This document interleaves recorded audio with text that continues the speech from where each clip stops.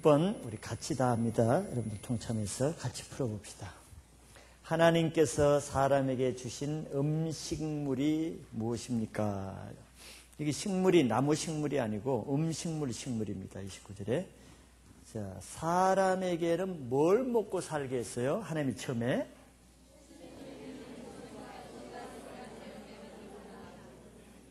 예, 그러죠. 씨 맺는 모든 채소, 또 씨가 지는 열매 맺는 모든 나무, 이런 과일을 말하죠. 그러니까 채소와 과일들, 하나로 말하면은 식물을 우리의 음식물로 줬습니다. 이 원리를 잘 아는 것은 중요합니다. 그래서 처음 인간을 만드시고 하나님은 인류에게 주신 음식은 사람은 채식 위주의 삶을 살도록 그렇게 지었어요. 우리 체질이 하나님이 처음 만든 체질을 채식을 하면서 사는 것이 가장 좋은 체질로 지으셨어요.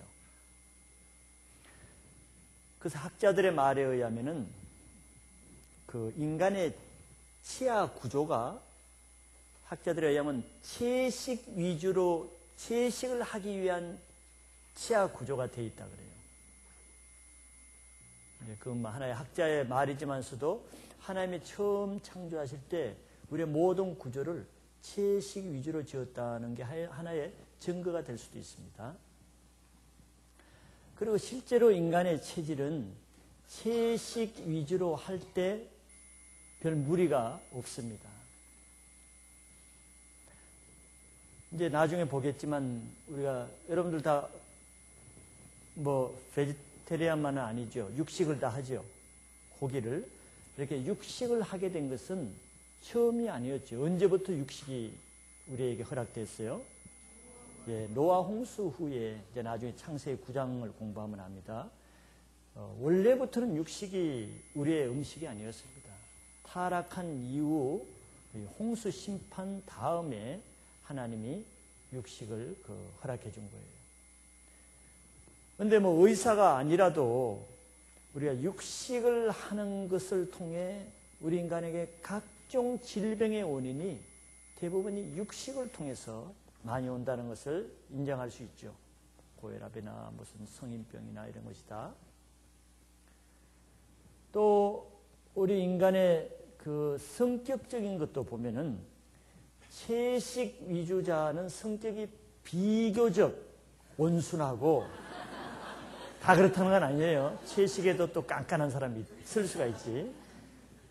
또 육식주의자들은 대체적으로 성격이 좀 싸나워. 그리고 장수하는 사람들의 통계를 보면 거의 다가 채식 위주입니다. 이건 우리가 참조로 제가 말씀드리는 거지만 우리는 하나님의 창조 원리에 가깝게 살수록 우리의 육체도 온전한 삶이 된다는 것을 제가 강조하는 것이에요. 창조 원리를 무시할 수가 없는 것입니다. 오늘부터 이제 채식을 많이 하게 되겠죠?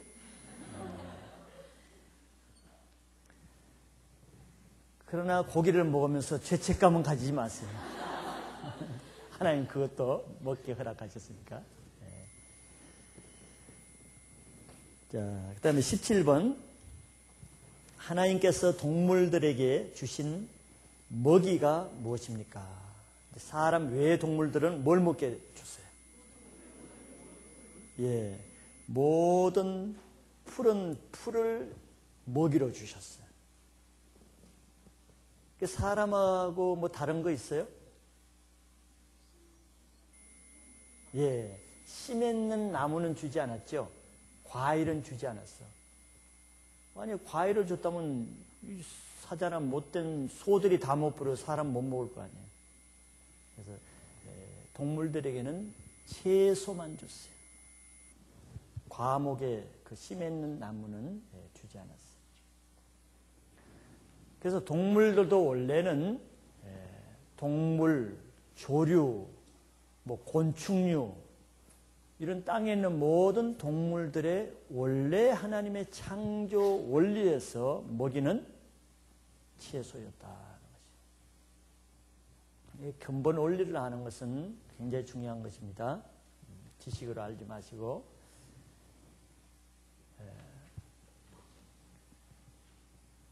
그러나 이것도 이제 나중에 타락해서 육식동물, 사자, 호랑이 뭐 이런 육식동물들이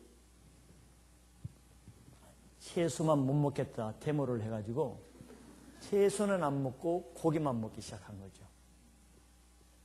마찬가지로 이 동물들도 초식 동물들은 성격이 비교적 다 온순합니다.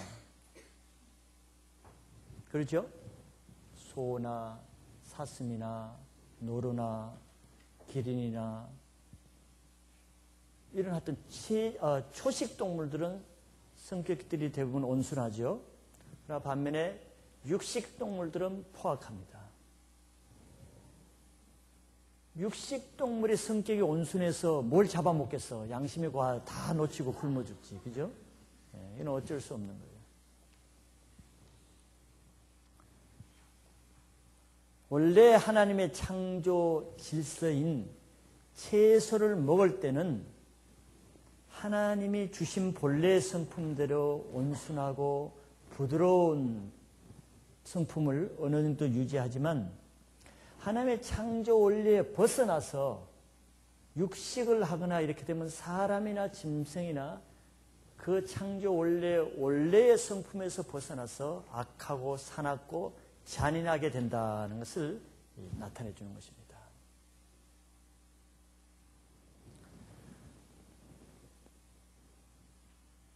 그러나 우리는 복락원이라는 말을 들었죠. 신락원, 복락원. 이제 그건 다 2장에 이제 가면 배우겠지만 사람과 동물을 처음 지으시고 하나님은 동산을 하나 만들어서 무슨 동산? 에덴 동산. 에덴 동산을 만들어서 거기에 거하면서 살게 했죠.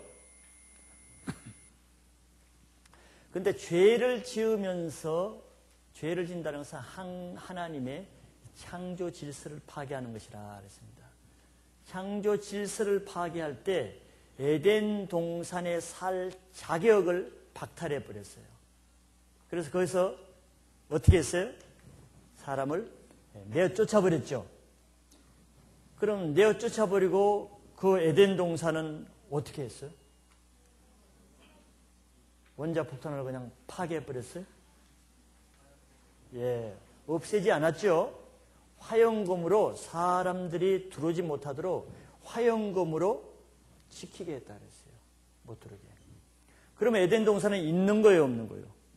있는 거죠. 하나님이 없애지 않았으니까. 에덴 동산이 있다는 것은 우리가 그걸 이제 복락원이라고 그런단 말이에요. 다시 우리 사람이 그 낙원이 에덴 동산에 다시 들어갈 기회를 남겨놨다는 것이겠죠. 그렇지 않으면 없애버리지 못하러 남겨놓겠어요. 그것은 곧 우리 인간이 타락했지만 예수 그리스도 안에서 완전한 회복의 때가 있다는 것을 말하는 것입니다. 그러면 우리가 완전한 회복의 때에 가면은 어떻게 회복되겠어요? 예, 그렇죠. 처음 창조할 때 그 창조 원리대로 회복되는 것입니다. 그럼 나중에 우리가 회복되면은 가면은 우리는 창조 원리대로 예를 들면은 먹는 것도 고기가 먹혀지겠어요? 고기가 안 먹혀질 거예요. 보기만 해도 징그럽고 잔인스럽고. 사자가 육식을 하겠어요? 아니에요. 아마 과거에 육식한 것을 다 회개하고 돌아보이도 않을 거예요. 그럴 것 같아요? 그렇죠. 그게 원래 해보니까. 지난주에 제가 잠깐 소개해드렸잖아요. 이사야서 11장 6절, 7절, 65장 25절에 다시 한번 읽어드리고. 이런 걸 알고 읽으면 이게 무슨 뜻인가를 알기가 쉽죠. 이사야만 그냥 딱 읽으면은 이게 꿈 같은 소리지만 이사야서 11장 6절 7절에 이런 말씀을 해놨잖아요. 미리 예언적으로 그때라는 것은 바로 이 만물이 회복될 때를 말하는 것이죠. 찾아보실 분들은 찾아보세요. 이사야서 11장 6절 7절. 그때에 이리가 어린 양과 함께 거하며, 이리가 어린 양과 함께 거할 수 있어요? 지금은? 없지요. 왜냐하면 어린 양은 초식동물이고 이리는 육식동물이잖아요. 그러니까 함께 거할 수가 없죠. 이리가 양을 잡아 먹게 되는 거죠. 지금은 안 되죠. 근데 그때가 되면은 이리와 어린 양이 함께 거하게 된다는 것이죠. 그 다음에 표범이 어린 염소와 함께 누우며, 표범과 어린 염소가 함께 누울 수 있겠어요? 누웠다 그러면 잠들기 전에 잡아먹히겠지. 염소가, 그죠? 이게 무슨 뜻이겠냐면, 표범과 이리가 육식에서 육식이 없어진다는 얘기 아닙니까? 그러죠? 그 다음에 송아지와 어린 사자와 살찐 짐승이 함께 있어 어린아이에게 끌리며, 아니 어린 사자가 살찐 짐승이 있는데 그걸 보고 어린아이한테 끌려가요? 어린아이부터 먼저 잡아먹지. 근데 그렇게 된다는 것이죠. 그 이유가 11장 7절에 나와 있습니다. 암소와 곰이 함께 먹으며 그랬어요. 암소는 뭘 먹죠? 풀을 먹죠. 곰도 함께 먹는다면 뭘 먹는다는 거예요? 풀을 먹게 된다는 것이죠. 그것들의 새끼가 함께 엎드리며 사자가 소처럼 뭘 먹어? 풀을 먹게 된다는 거잖아요. 이거는 상상이나 할 수 있어요? 사자가 어떻게 풀을 먹어? 근데 원래 회복의 때가 되면 원래 사자의 먹이가 뭐였어? 풀이니까 풀을 먹게 된다는 것입니다. 믿어져요? 네. 그 다음에 65장 25절에도 비슷한 건데, 이리와 어린 양이 함께 먹을 것이며, 함께 풀을 먹는다는 거죠. 사자가 소처럼 즙을 먹을 것이며, 뱀은 흙으로 식물을 삼을지니. 뱀은 왜 흙을 먹어? 하나님은 처음부터 뱀을 그렇게 저주했으니까 너는 종신토록 흙을 먹고 살리라.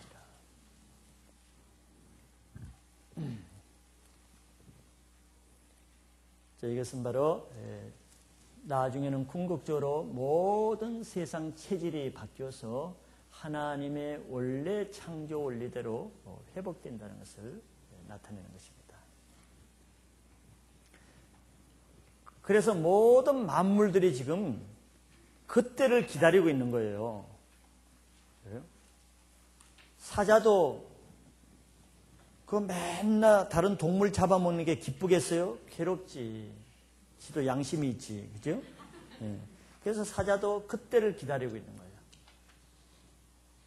회복의 때를. 모든 만물이 그때를 고대하고 있다 그랬어요. 나중에 또 보기로 하겠습니다. 자, 한 장 넘겨서 18번으로 넘어갑니다. 여섯째 날 사람을 마지막으로 하여 모든 창조를 마치신 하나님의 마음이 어떠하셨습니까? 예. 지금까지는 그냥 보시기에 좋았더라는 말만 했죠. 근데 마지막에는 한마디 형용사를 더 넣어가지고 매우, 즉 심히 좋았더라 그 소감 발표를, 아주 진한 소감 발표를 했어요. 감동적이게 아마 하나님이 발표하시려고 그랬나 봐요. 진한 소감을 발표했어요. 자, 이것은 하나님이 마지막에 뭘 지었어요? 사람을 지었죠. 마지막에 우리 사람을 지으시고는 너무너무 기뻐서 그냥 좋다고 해서는 만족하지 못해가지고 심히 기뻐하셨다는 것입니다.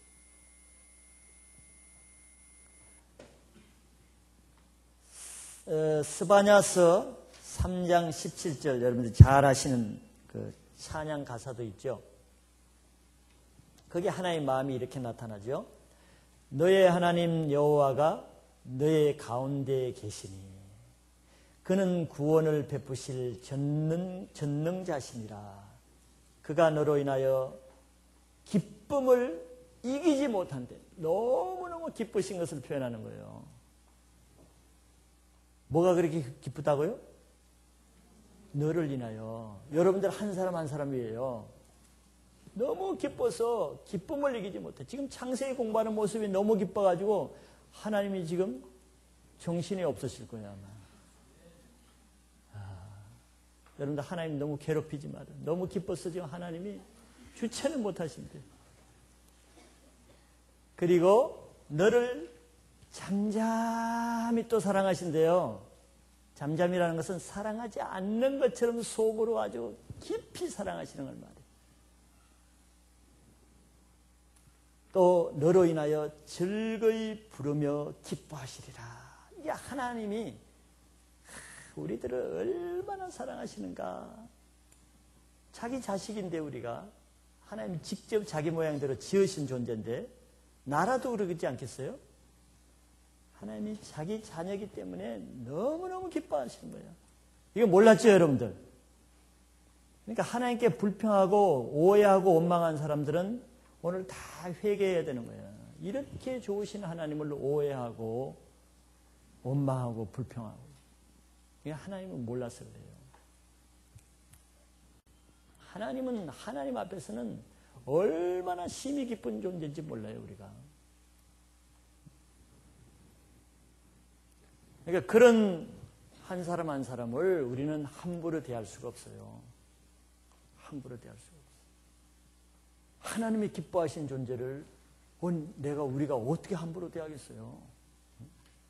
하나님이 또 아름답다고 한 사람을 내가 어떻게 감히 못났다, 밉다고 말할 수 있겠어요? 그래서 그런 것이 다 성경에는 죄라고 얘기하잖아요. 왜 그러냐? 바로 이것 때문에 그런 거예요. 하나님이 기뻐하고 이쁘다 그러고 잘생겼다 그러고 너무 아름답다고 하는데 내가 인간의 삐뚤어진 눈으로 하나님의 눈으로 바라보지 못하고 잘못된 눈으로 함부로 판단하고 이런 것이 죄라 그러는 것이에요. 이런 시각을 그래서 하나님 눈으로 세계관을 바꿔야 되는 것이에요. 여러분 눈이 바뀌시기 바랍니다. 좋은 눈은 어떤 눈이라고? 그렇죠. 예. 좋은 마음은 마찬가지죠. 좋은 눈과 좋은 마음은 하나님이 기뻐하시는 것을 기뻐할 수 있는 마음을 가지면 그 사람 좋은 마음입니다. 하나님이 근심하고 싫어하는 것을 나도 싫어하는 마음을 가지면은 그 사람 좋은 마음을 가졌어요. 근데 나쁜 마음들은 어때? 하나님이 기뻐하시는 것에서는 걔 싫어해. 또 하나님이 근심하는 것은 좋아해. 그런 경우가 있어요, 없어요? 있죠. 얼마든지 많습니다. 그리고 좋은 눈은 똑같은 거예요. 하나님이 아름답게 보는 것을 나도 똑같이 아름답게 보이면은 그 눈이 굉장히 좋은 눈입니다. 축복받은 눈이에요. 하나님이 싫게, 나쁘게, 근심스럽게 보는 것을 나도 똑같이 나쁘게, 근심스럽게 보여지면은 그 눈은 굉장히 복받은 눈입니다. 이해가 되세요? 근데 그 반대 같으면 안 된다. 남들이 은혜 받을 때 너무 아름답게 보이면은 하나님이 기뻐하시는 사람을 나도 기뻐하게 보면 내 눈이 좋은 것입니다. 근데 은혜 받아놓으면 괜히 잘난 척하는 것 같고 교만 떠는 것 같고 믿게 보이면은 사단이 주는 마음이고 사단이 주는 눈인 것입니다. 하나님이 기뻐하는 것을 왜 시기 질투합니까? 하나님이 잘되게 하는 자를 왜 질투를 해요? 사단이 주는 눈이죠. 사단이 주는 마음을 가집니다. 창세기 할 때마다 강조하지만 이거는 2장 17절에 나오는 거지만 우리는 착한 마음은 세상적인 기준하고 전혀 틀리는 것입니다. 세상에서 착하다 하는 것과 하나님 안에서 착하다는 말은 전혀 틀리는 것이에요. 물론 같은 것도 약간 있지만 그러나 근본적으로 틀리는 것입니다.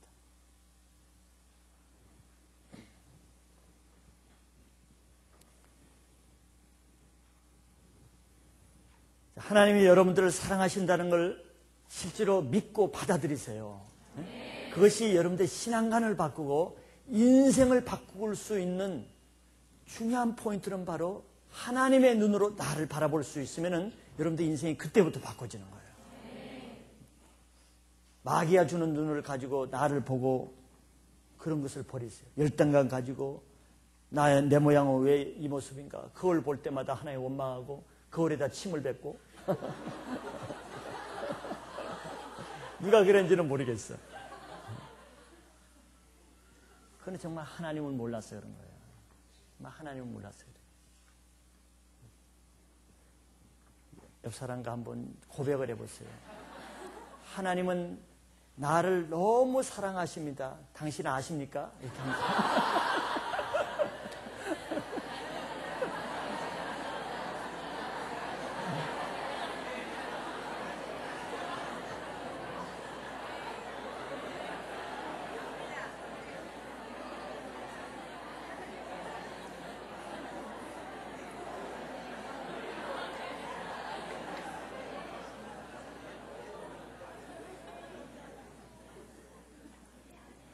하나님이 사랑하시는 여러분들을 저도 사랑합니다. 나는 하나님이 사랑하는 사람이 제일 사랑스러워요. 여러분들 그렇잖아요. 그죠? 네. 자, 19번 넘어갑니다. 하나님께서 창조의 마지막 날에 인간을 지으신 후 심히 좋았더라고 하신 말씀이 우리 인간의 존재 의미를 어떻게 나타냅니까? 이게 존재 의미라 그러면 또 좀 골치가 아픈 사람이 있죠. 어려웠는데 뭐라고 쉽게 설명할 수 있을까? 심히 좋았더라고 하신 말씀이 나에게 어떤 영향을 주는가, 어떤 의미를 가진가, 내 인생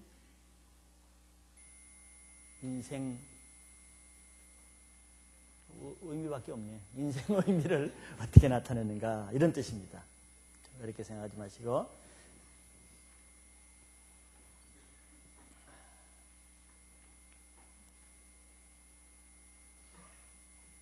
31절에 이제 마지막에 좋았더라고 하신 것은 사람을 마지막으로 지으시고 좋았더라, 심히 좋았더라, 이 말씀도 있고, 마지막 날에 마지막에 창조 6일을 마치시고 하셨기 때문에 첫째 날부터 여섯째 날까지 전체 창조물 전체를 다 보시고 심히 좋았더라 하는 이런 뜻도 있어요. 근데 그것을 전체를 한 가지 구주로 하나님의 원리대로 말하면은 하나님의 통치 전체 질서를 말하는 것입니다. 그것은 통치 질서는 하나님, 이거를 이상하게 생각하지 마세요. 하나님은 뭐 저렇게 얼굴처럼 그랬는가. 요거는 헬라어로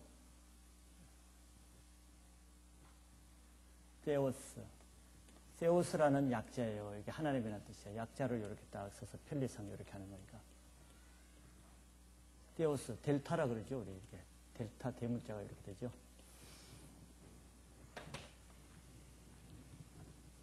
하나님이 온 우주를 창조하시고 하나님 그 질서를 줘서 계획적으로 창조하셨다 그랬잖아요. 어떤 질서 계획을 가지셨냐면은 맨 위에 하나님, 그 다음에는 하나님 밑에 사람, 그 다음에는 만물. 자, 이것이 하나님의 창조 질서입니다. 창조 질서라는 것이 항상 중요한 것이에요.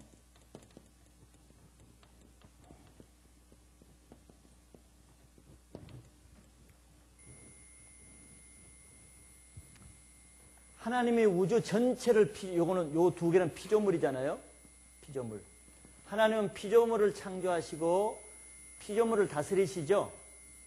그러니까 하나님이 제일 위에 계시죠. 질서 중에. 그런데 하나님은 사람을 대신해서 만물을 다스린다 그랬죠. 정복하고 다스리라 그랬잖아요. 1장 26절, 28절에서. 그러니까 만물은 사람의 지배를 받게끔 질서를 주셨죠. 그래서 간단하지만 하나님은 사람을 다스려서 사람을 통해서 만물을 다스림으로 하나님이 이 피조물을 다스리는 이런 원리를 주셨어요. 이게 뭐냐? 창조 질서예요. 이 우주 만물이 가장 완전하고 온전한 상태에 있는 상태는 이렇게 되어졌을 때 가장 온전한 상태예요. 완전한 상태예요. 창조 질서가 원형대로 보존되는 것이에요.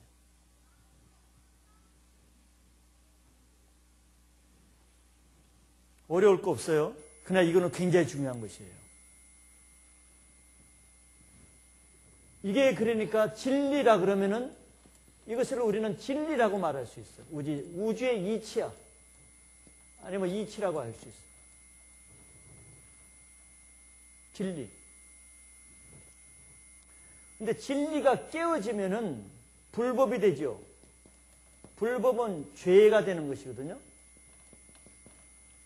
깨어진다는 말은 타락한다는 것인데 나중에 타락하면 이것이 거꾸로 전도가 되는 거예요. 전도가 되면 어떻게 됐어?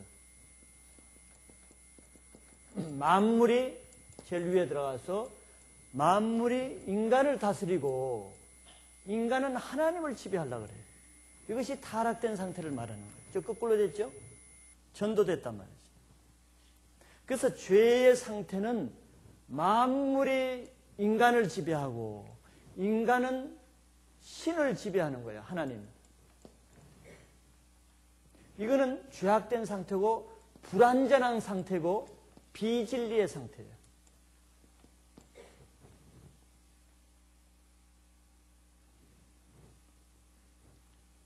만물을 예를 들어보세요. 돈에 의해서 사람이 지배당해야 안 당해요. 돈 100만 원, 돈 1000만 원, 어떤 사람은 돈 15,000원에도 사람을 죽여. 돈 때문에 사람을 죽이기도 하고 살리기도 하고. 돈 때문에 내가 이것도 하기도 하고 못하기도 하고. 돈 때문에 주일날 안 나오고 장사하기도 하고 일하기도 하고. 인간이 만물을 다스리라 그랬죠. 돈을 다스려야 되는데 다스림 받는 거야. 그러니까 주인이 종에게 다스림 받는 격이란 말이지. 원래는 사람이 만물의 주인이잖아요. 이제는 종이 주인을 다스려. 왜? 이걸 타락이라 그러는 거죠.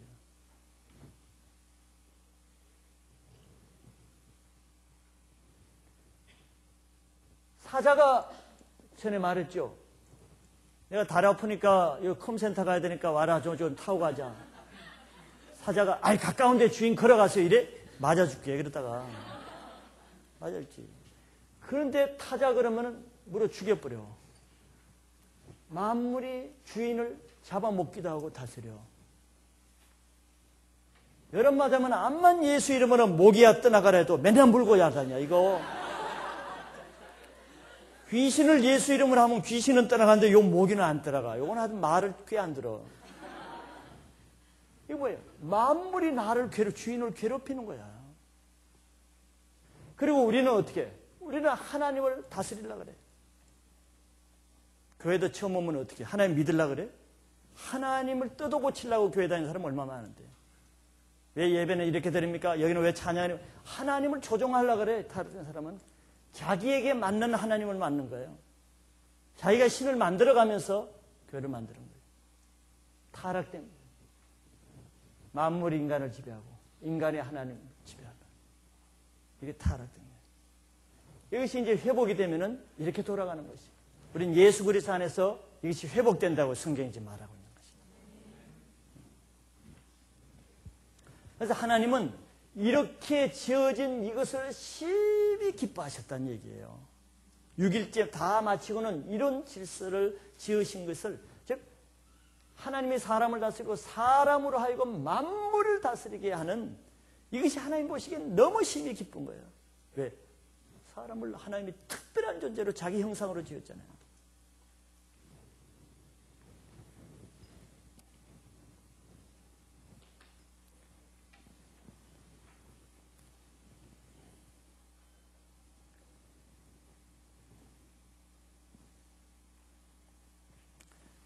이사야서 거기 창고 9절 43장 7절과 21절은 찾아볼 수 있으면 찾아보세요. 7절에는 이렇게 말씀이 있습니다. 물은 내 이름으로 일컫는 자 곧 내가 내 영광을 위하여 창조한 자를 오게 하라. 그들을 내가 지었고 만들었느니라. 21절에는 이 백성은 내가 나를 위하여 지었나니 나의 찬송을 부르게 하려 함이니라. 자, 요 두 구절만 봐도 하나님이 우리 인간을 지으신 목적과 하나님이 인간을 지으시고 무엇 때문에 심히 기뻐하셨는가의 이유가 여기 나와 있어요. 왜 인간을 지으시고 심히 기뻐하셨는가? 그것을 아까 우리 스바냐서 3장 17절에도 얼마나 기뻐하는지를 봤죠. 첫째, 우리는 다시 한번 반복하면은 다른 어떤 피조물에게도 없는 인간에게만 하나님을 닮은 자기 형상대로 창조했기 때문에 사람은 더 심히 기뻐하시는 거예요. 특별한 형상으로 만들었다는 것은 얼마나 값진 것인지 몰라요. 특별 대우를 주신 거예요, 사람에게는. 그래서 우리가 하나님을 기뻐하는 것보다 하나님이 우리를 더 기뻐하신다는 것을 이걸 믿으면요, 우리가 항상 기뻐할 수가 있어요.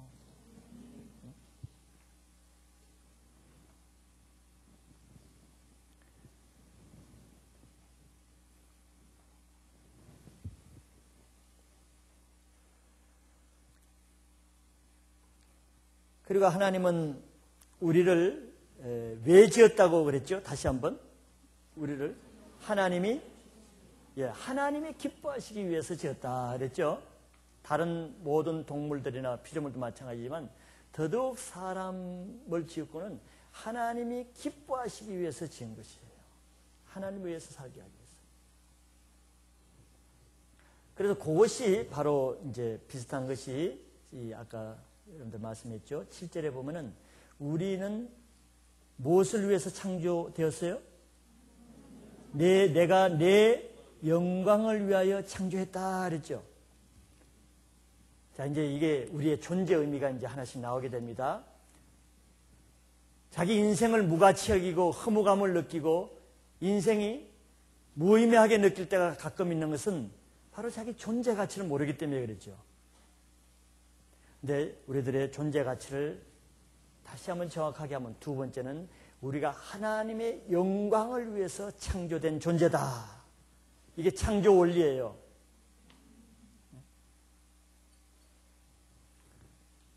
그러니까 뭐예요? 우리가 하나님의 영광을 위하는 삶을 살게 될 때 내 존재 가치가 아주 가장 만족한 존재 가치를 느낄 수가 있어.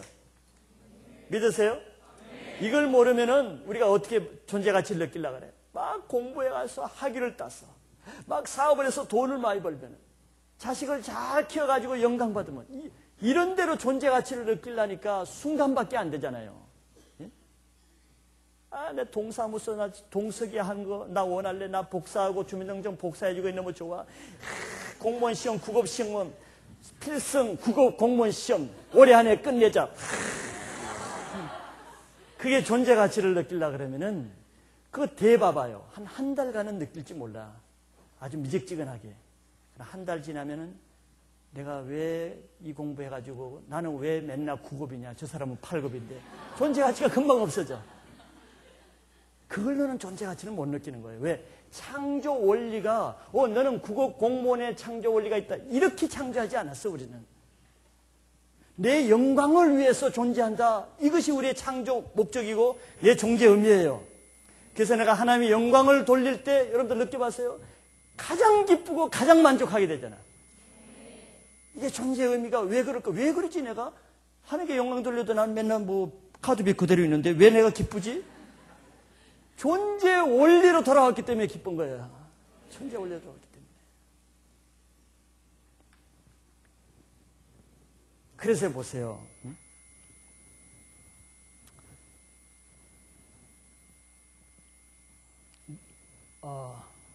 사람들은 노벨상이 굉장히 큰 상이죠. 저는 옛날에 문학에 관심이 많았기 때문에 노벨 문학상을 받는 사람의 책은 다 그 해마다 책을 사보고 존경을 했어요. 그거 쉽지 않은 거거든요. 근데 보세요. 해밍웨이도 그러고 일본의 동양에서 참 받았다는 가와바다 야스니라는 이런 사람들은 정말 동양인 작가로서 노벨 문학상을 받았어요. 아마 존재 의미가 문학가로서 그보다 더 존재 의미를 느낄 것이 있을까? 최고의 상과 최고의 경지에 올랐다고 객관적으로 증명을 받았는데, 야, 내가 문학하는 사람으로서 이제 내 삶이 이제는 인생의 의미가 있구나. 물론 한순간은 그랬겠지. 그러나 내가 아는 사람 두 사람만 얘기지만 그 두 사람의 말로가 어떻게 됐어요? 자연사했어요?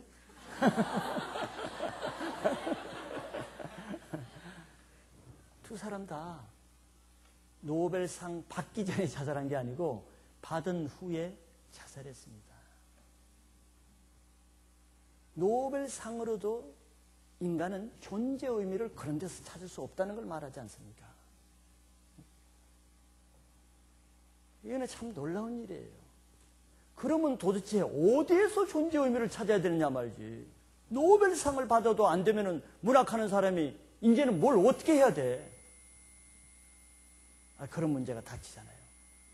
이 세상 다른 어떤 것으로도 자기가 경지에 안 올라갔을 때는 내가 고시에 붙으면은 집 한 채를 사면은 내가 승진하면은 예쁜 배우자와 결혼만 하면은 존재 의미가 풍성해질 텐데 안 됐을 때 바람이지. 안 됐을 때 되어 보라고. 그걸로 존재 의미가 되는가? 그건 누가 증명했느냐? 솔로몬이 증명했다. 아마 이 세상에 최고의 많은 것을 이루고 갖춘 사람이 있다면 솔로몬일 것입니다. 그 사람의 부는 가히 온 길이 다 황금덩어리라고 그랬죠. 의자까지, 부채까지 금으로 만들었대. 그게 잘 붙여지는지는 몰라도 하여튼.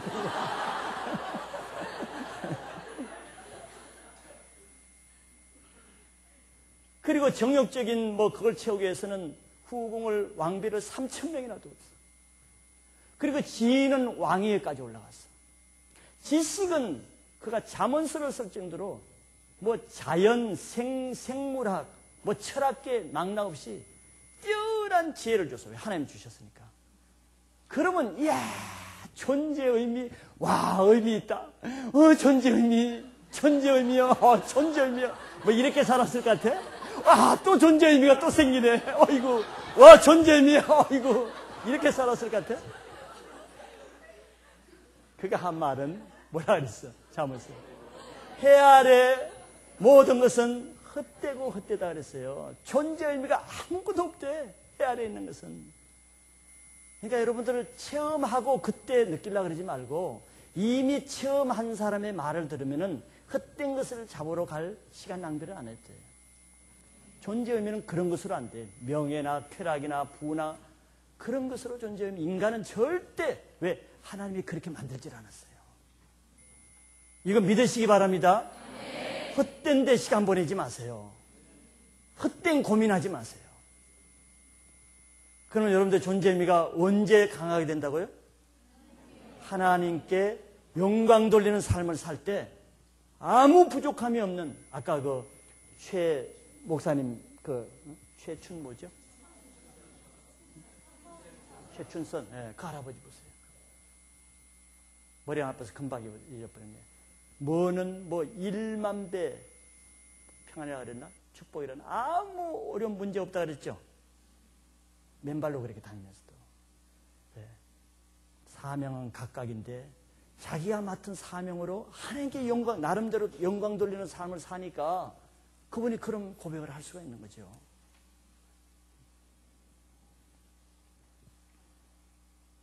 그래서 여러분들 이 창조 원리를 무시한 채 인간이 다른 어떤 것으로 만족할 수 없다는 것을 인정해야 됩니다.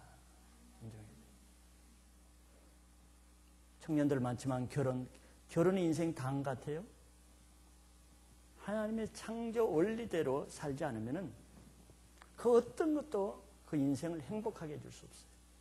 즉 하나님의 영광을 위한 결혼, 하나님의 영광을 위한 직장생활, 그것이 아닌 이상은 어떤 결혼생활, 어떤 직장생활, 어떤 것도 그걸 통해서 그 사람의 존재 의미, 즉 행복해지지는 않습니다. 지겹게 느껴질 거예요.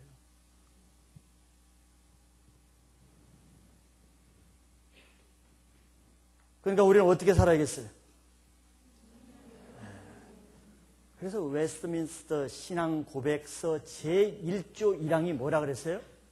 인간의 최고의 목적은 하나님을 기쁘게 해드리고 그분의 영광을 위해서 사는 것이라 그랬어요. 이건 아주 정확한 그 제1장 1조가 그거예요.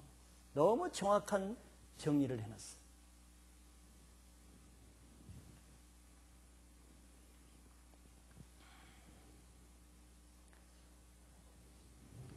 그 다음에 이사야서 21장, 43장 21절에는 무엇을 위해서, 누구를 위해서 지었다? 예. 여기 나는 누구였어요? 하나님이시겠죠? 인본주의는 부모를 위해서 지어졌다. 이렇게 가리켜요, 유교는. 그래서 그렇게 조상을 끔찍이 섬기는 거죠. 우리는 내 생명이 하나님으로부터 나왔을 뿐더러 우리가 사는 유일한 목적과 대상은 하나님입니다. 하나님은 나를 위해서 나를 짓지 않았어요.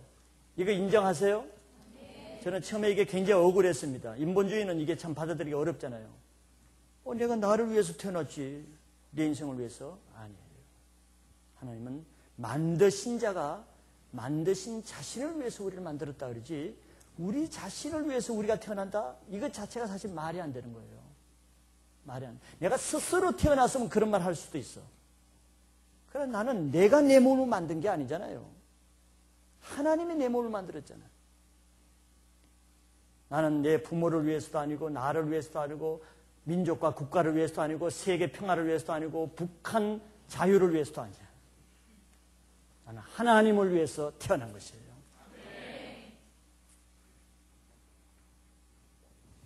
그 다음에 마지막은 무엇 때문에 우리를 지었다고요? 21장 끝에 나의 찬송을 부르게 하기 위해서다. 찬양. 특별히 시편을 보면은 참 더 이 찬양시거든요. 찬양 가락에 맞춘 그 가사거든요, 이것이. 특별히 다윗의 시편. 다윗은 찬양 전문가잖아요. 수금을 타는. 특별히 그 145편에서 150편까지는 계속 그 내용 전부 다가 하나님을 찬양하는 내용입니다. 얼마나 아름다운지 모릅니다. 인간은 하나님 앞에 우리의 호흡이 있는 자들은, 호흡이 있는 순간은 계속 하나님을 찬양해야 된다는 것이 우리의 의무야. 왜? 하나님이 지으실 때 우리를 통해서 찬양받기 위해서 지으셨기 때문에 그래. 근데 마귀는 어떻게 해? 마귀는 하늘 천상에서 찬양하다가 타락된 것이 마귀이기 때문에 절대 찬양을 하나님께 돌리지 못하게 하고, 누구에게 돌려? 자기에게 돌리게 하는 거예요. 그래서 술집에 가서는 그냥 뭐 니나노인지 뭔지 막 해가지고 찬양을 얼마나 잘하는지 몰라. 그걸 결국 누구를 찬양하겠어요? 이 세상 마귀를 찬양하는 것입니다. 마귀가 그것 때문에 거역하고 이 땅에 내려온 거예요. 사람들로 하여금 자기를 경배하고 자기를 찬양하기 위해서. 그렇게 목숨 좋고 술집에서나 한 가닥 나가는 사람이 교회에 와서는 맨날 찬양 끝나고 오는 거야. 그게 여러분들 뭐 그냥 우연인 것 같아요? 영적인 일입니다. 자기는 몰라도 자기 속에 있는 어둠의 영이 절대 하나님을 찬양하는데 못 가게 하고 못 부르게 하는 거예요. 그걸 깨기 위해서는 여러분들이 의도적으로 찬양 시간에 와서 의도적으로 대적하면서 불러일 때 그 영이 깨지는 것입니다. 네? 이런 찬양의 원리를 알면 여러분들 찬양을 그냥 뭐 노래 부르는 식으로 그냥 꼭 찬양 시간에 성경 읽고 찬양 시간에 주보 읽고 찬양 시간에 손톱 깎고 그래서 그는 마귀가 하나님 영광 돌리는 것을 영적으로 아주 방해하는 짓입니다. 이것이. 우연한 게 아니에요. 영적인 논리인 것입니다. 왜? 하나님은 우리를 찬양받기 위해서. 천사가 하늘에서 하는 일이 뭐예요? 날마다 찬양하는 것입니다. 이 세상에서 하는 모든 일은 다 그친다 그랬어요. 그러나 하늘에까지 가는 것은 찬양하는 것은 끝까지 하늘에서 한다.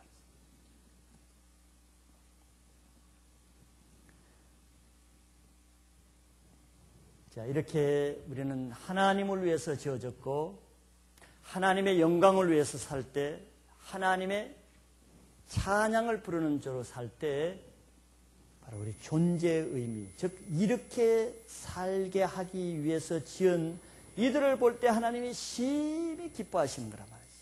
심히. 창세기 때마다 그냥 지나갈 수 없는 예화가 송칭유와 시계의 예화예요. 딴 대체물을 아직 내가 찾을 수가 없어가지고 20년 전부터 계속 같은 것을 합니다.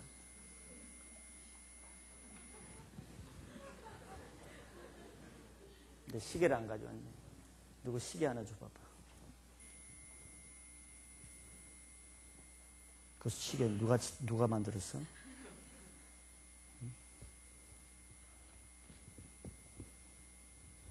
이 시계가 어떻게 이거 만들어졌겠어요? 만드는 사람이 있으니까 만들어졌겠죠. 저절로 우연히 하늘에서 어느 날 보니까 자고 일어났는데 산타크로스 할아버지가 시계 줬다? 근데 그런 거 안 속죠, 우리가.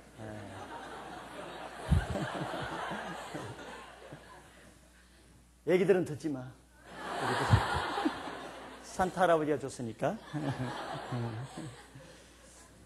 자, 이 시계가 여기 이렇게 존재한다는 것은 만든 사람이 있다는 걸 우리 인정하죠? 인정 안 한 사람 뭐야? 이렇게 정확하게 하루에 24시간이 돌아가고 1분에 초침이 한 바퀴 돌아가고 정확하게 이렇게 되는 것은 우연히 이렇게 될 수가 있겠어요? 이는 없겠죠.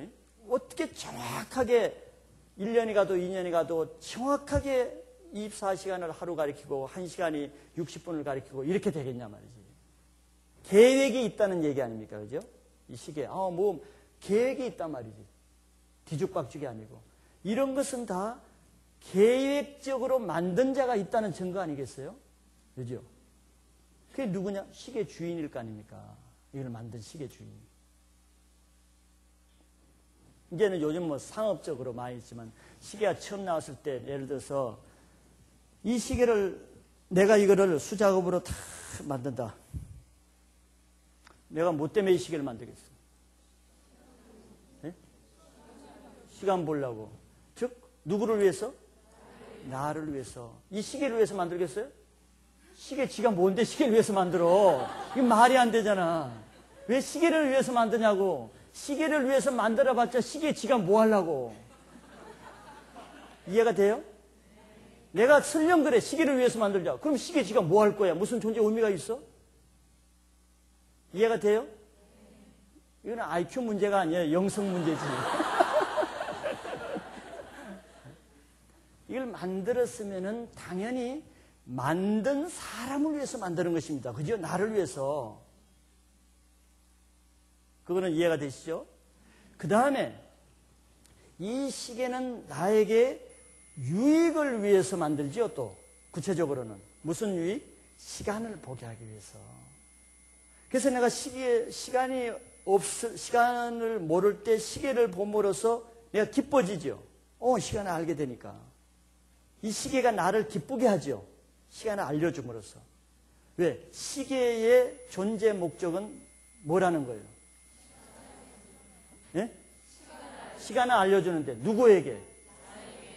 누구에게? 만든 자에게. 시간을 알려주는 것이 그 자체로 존재 목적이 되질 않아요. 이건 IQ가 더 필요해요? 시간을 알려주는 그것만으로는 시계가 존재 의미가 필요 없어요. 만든 자에게 알려줄 때 존재 의미가 있다는 것이에요. 예를 들어서 이것이 그래도 나를 반역해가지고 뭐 예쁜 자매 손목이 안 있고 이게 더러운 손목에 나 입기 싫다. 에이, 집 뒤천 나가버려야지 하고 옷이 저 불국산 꼭대기에 소나무 밑에 아무도 안 보이는데 내가 찾을 수 없는데 지가 그냥 딱 거기 가서 딱 비 맞으면서 소나무 밑에 딱 이렇게 앉아있다 그래 봐봐. 그 시계는 시계죠. 시계는 시계죠. 그리고 시간은 계속 가죠. 근데 존재 의미가 있어? 시간은 가르쳐 주지만서도 소나무밖에 없는데 소나무한테 시간 가르쳐 줘봤자 그 무슨 존재 의미가 있어? 이해가 돼요? 만든 나에게 그 기능이 발휘될 때만 이 시계는 존재 의미가 있는 거예요.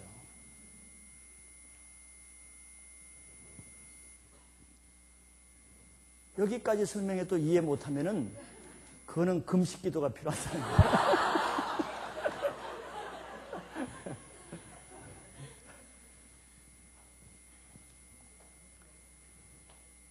우리 인간이 똑같은 것입니다. 내가 뭐 살아서 밥 먹고 이렇게 있다고 해서 그것으로 존재 의미가 되는 것 같아요? 시계가 그냥 간다고 그 자체로 존재 의미가 안 되는 것과 똑같은 거예요.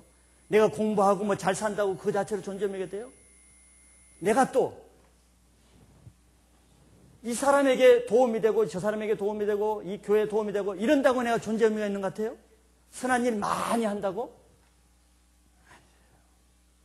어떻게 존재 의미가 되겠어? 나를 만든 주인에게 우선 기쁨이 되고 주인을 영광스럽게 하고 주인을 찬양하는 내가 선을 베풀고 영광을 돌리는 대상이 나를 만드신 주인일 때만 내 존재 의미가 생기는 거예요. 내가 엉뚱하게 맨날 김일성이나 찬양하고 존재 의미가 된다. 찬양은 똑같은 거예요. 그죠? 시기를 가리키는 것은 똑같아. 그러나 내가 누구를 향해서 누구를 대상으로 찬양하라고 누구를 위해서 내가 사느냐에 따라서 전혀 존재 의미는 틀린 것이에요. 이게 하나님이 우리 인간에게 이 우주 만물에게 주신 절대 불가결한 아주 변할 수 없는 진리요 창조 원리인 것이에요. 이제 어떻게 금식기도 안 해도 돼요? 창세기에서 제일 중요한 대목은 지금 이 대목입니다. 이거는 놓치면 안 됩니다.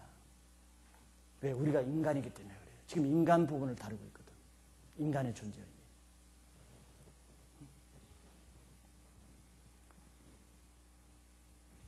자, 이거는 시계는 충분히 존재 가치를 가졌어. 이게 이 정도로 써먹었으면 시계는 행복한 거다. 이렇게 더 이상 잘 영광을 돌릴 수가 없어요, 그 시계.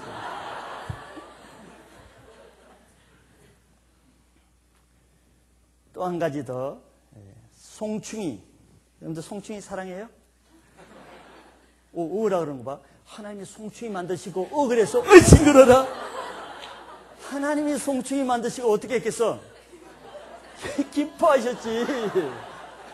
그러면 좋은 눈을 가진 사람은 하나님이 기뻐하신 것을 나도 기뻐해야지.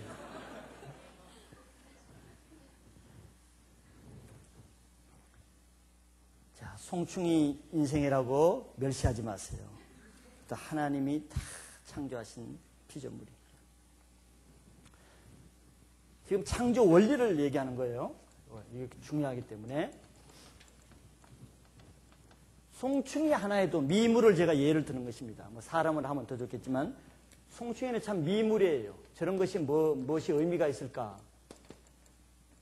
이게 송시성을 가졌네, 송충이는. 동창생들 들어있어요? 송기경.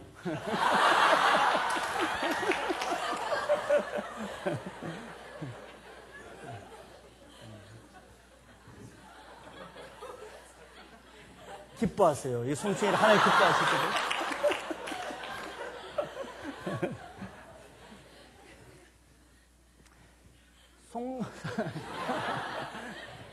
송충이도 미물이지만 하나님은 이 송충이 같은 작은 볼품없는 동물에게도 창조 원리가 있겠어요, 없겠어요? 있습니다. 모든 피조물에게는 다 창조 원리가 있습니다. 다 의미가 있지 무계획적으로 진 것이 없단 말이지.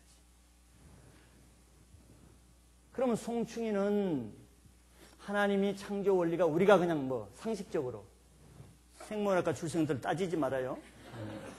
그냥 산에서 솔잎을 뜯어 먹으면서 살다가 그냥 뭐 죽는 거야.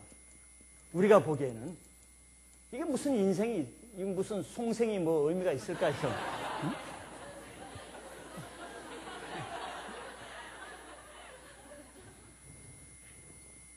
불쌍하다. 만두 한 번 못 먹고 맨날 솔잎만 먹고, 빵도 못 먹고 우유도 못 먹고 솔잎만 먹고, 참 불쌍하다. 송씨는 더 불쌍하죠. 같은 종류. 그래서 나는 마음이 좋잖아요. 착하잖아. 그래서 송충이도 사랑하거든. 하나님이 사랑하시기 때문에. 그래서 내가 도저히 같은 피조물인데 누구는 빵 먹고 잘 먹고 누구는 솔잎 먹고 이거 참 안 되겠어. 또 이 비에 맞이 여름에 비 맞으면서 막 그 소나무에 매달려 가지고 너무 불쌍한 거야. 근데 나는 마음이 착하잖아요. 그래서 송충이를 안 되겠어. 몇 마리 잡아가지고 우리 집에 데리고 왔어. 너무 불쌍하잖아. 그래서 따뜻한 추위에 막 뜨는 것을 따뜻한 안방에다 놔놔가지고 이런 거 감히 어떻게 먹여 더러운 거. 깨끗한 카스테라. 또 아주 진액 아카시아 꿀. 또 이 갈비살. 잔뜩 사가지고 한 달분을 그냥 안심하고 먹을 수 있도록 내가 안방에 따뜻하게 해서 담요 깔아주고 그 위에다가 카세타라, 갈비, 또 우유, 꿀, 나중에 좀 디저트로 냉커피 이렇게 다 해놨어. 얼마나 송충이가 행복해하겠어. 내가 이렇게 챙겨주면. 그러죠? 행복해가지고 나한테 아마 영광을 돌릴 거야. 한 달분을 다 마음먹고 안심하고 먹어라. 어디 한 열흘 뒤에 어떻게 살 좀 쪘나 하고 가보면은 어떻게 되겠어? 그거 어떻게 알아요, 여러분들? 보세요. 내가 보기에는 더 잘해줬는데 걔가 왜 죽기는 자살한 거야, 이거?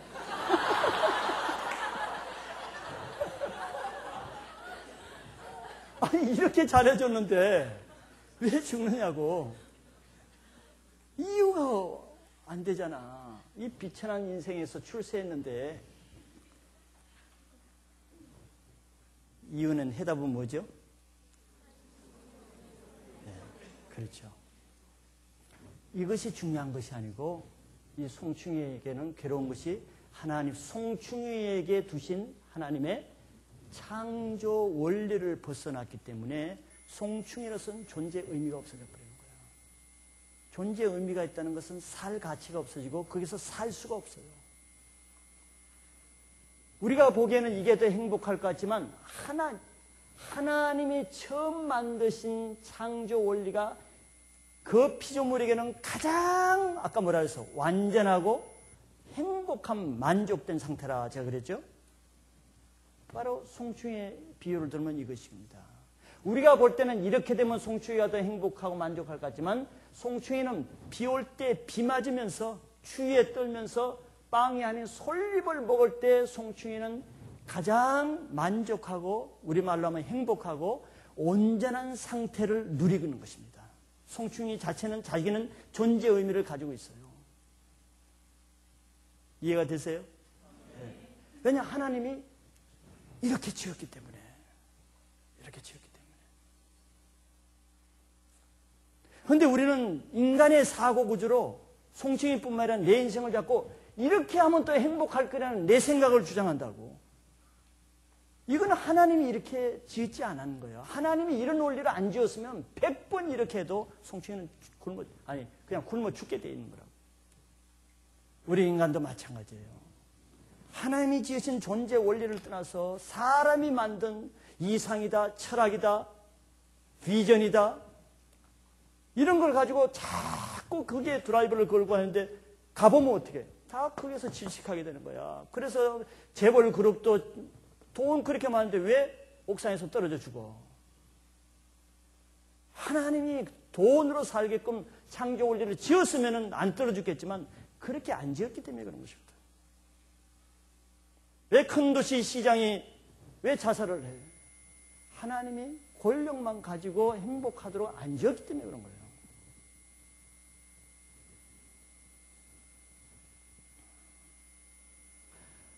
이렇게 볼 때 우리가 왜 인생의 존재 의미를 바로 알아야 되는가?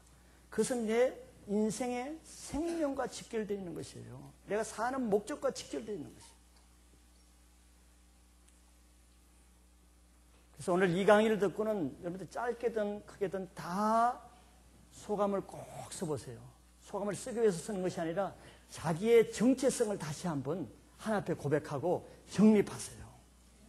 굉장히 창세기에서